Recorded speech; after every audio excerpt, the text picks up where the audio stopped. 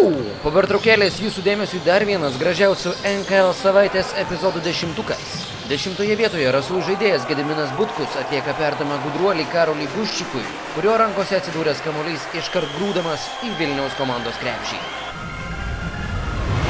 9-oje vietoje keliaujame į Jonavą. Čia sukūrimas istorinis epizodas pačiai Jonavos Petrochemos komandai. Į greitą ataką išbėgęs jonaviečių naujokas Vytautas Pikalavičius atlieka pirmąjį Petrochemos klubo dėjimą šiame sezone.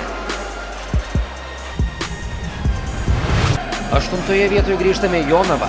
Tiesa, šįkart eilė pasismaginti suteikiama trapų aukštaugiui Ignui Ramašauskui, kuris atlieka savo įprastą dėjimą iš viršaus.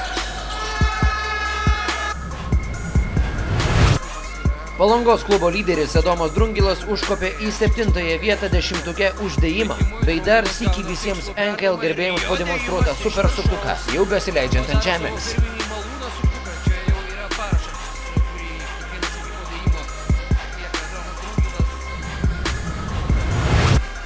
Kitas Palangos klubo skraiduolis Erikas Kubilius puikuojasi 6-oje 10-uko pozicijoje.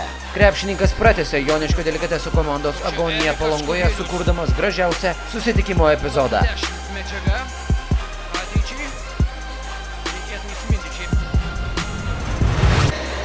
Savo siautėjimą šios savaitės 10-uke pradeda jaunasis žalgirietis Martynas Varnas. Padėjęs perimti kamuolį, Varnas surengė neeilinį skrydį prie Kauno Jazz diremtos komandos krepšio. Jau trečiąjį sykį užsukame į Jonavos Petrochemos ir Trakų komandų akistatą Jonavoje. Šįkart svečių komandos tandemas Dovis Mičkauskis ir Domantas Pipiras atlieka specialiąją puolimo misiją pavadinimu Žemė oras. Trejetuką pradeda įsimintina Šakių Zanavyko krepšininkų išpuolis mače su Marijampolės Sūduva Mantinga. Paulius Belevičius atlieka puikų perdavimą nežiūrint Šarūnui Beniučiui, kuris atakos pabaigą vainikuoja triuškinamų dėjimų iš viršaus.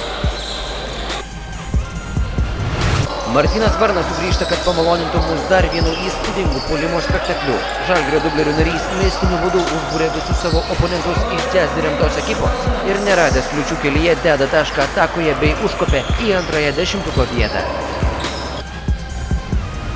Gražiausią praėjusios NKL savaitės epizodą sukūrė Marijampolės Sūduvos krepšininkas Ignas Labutis. Nepasitenkinęs vien tik bloku Šakių Zanavyko atstovui, Labutis skuodžiai greitą ataką ir pakibojęs ore baigė savo įspūdingą šou abiejose aikštės pusėse.